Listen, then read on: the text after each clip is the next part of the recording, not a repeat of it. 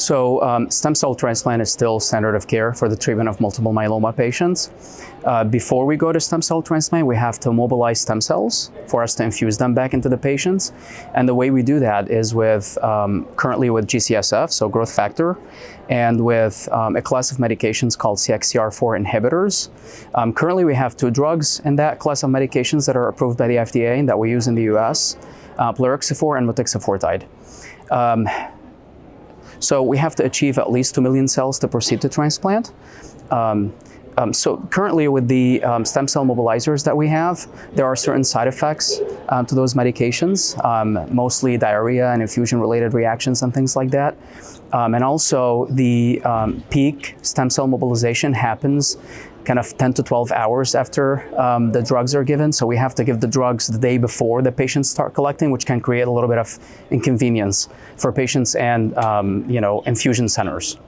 The other thing is, right now we're giving more and more Daratumumab in the frontline setting for induction therapy for myeloma. There are certain studies that are actually suggesting that Daratumumab may decrease the stem cell mobilization yield in certain patients. And so because of all those reasons, the slow kinetics of stem cell mobilization, the side effect profile, and the lack of really prospective trials in the era of Daratumumab in myeloma, we wanted to study a novel CXCR4 inhibitor called burixafor in combination with the beta blocker Propranolol and with G-CSF in myeloma patients.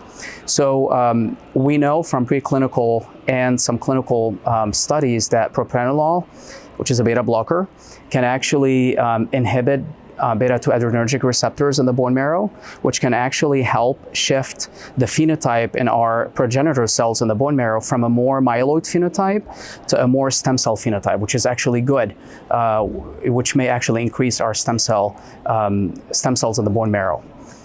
So we decided to combine that drug with burixafor and G-CSF, and we enrolled 19 patients on that study. We gave Propranolol before stem cell collection, and then burixafor on the day of the stem cell collection. So this drug is a little different from the other medications that we have.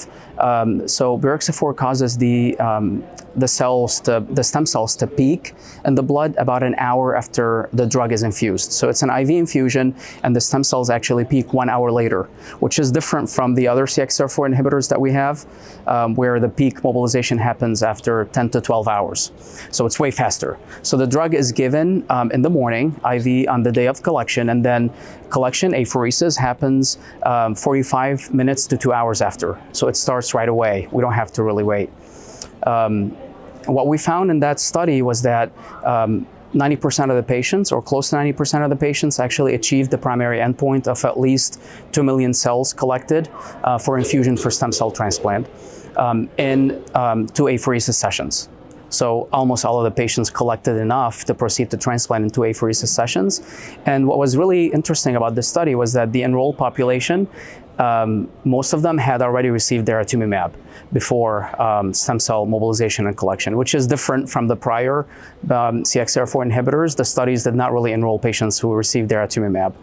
And 85% of the patients who received Daratumumab and Lenalidomide for induction, they achieved the primary endpoint. So most of the patients who received Dara actually did collect enough to proceed to transplant, which is very encouraging. The safety profile of the drug or the combination was very favorable. Most of the side effects were grade 1 and grade 2, so low-grade side effects, and most of them were related to G-CSF, so the growth factor G-CSF, so bone pain and back pain.